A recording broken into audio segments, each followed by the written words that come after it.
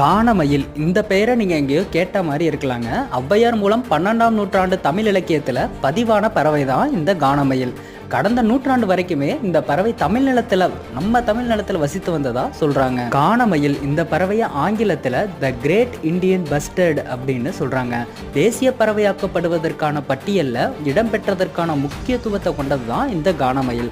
உலகின் எடை மிகுந்த பறக்கும் பறவைகளில் ஒன்றான இந்த கானமயில் அப்படின்னு பல பெருமைகளை சொல்லிட்டு இந்த கானமயில்கள் குறித்து நம்மள பல பேருக்கு தெரியாம இருக்கலாம். நமது அறிவியல் பாட புத்தகத்திலேயோ இன்றைய பண்பாட்டு அடையாளங்கள்லயோ கானமயிலுக்கு இடமில்லாம போயிருச்சு.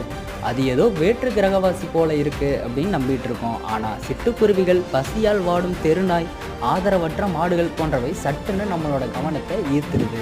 அதிகம் பறக்க இயலாத பறவைகள்ல முதலிடத்துல இந்த கானமயில் இருக்குன்னு சொல்லலாம். பறவைகள் இனத்தை சேர்ந்தவையா இருந்தாலும் கூட பறப்பதில் இவை நிபுணர்கள் இல்லைன்னு சொல்றாங்க.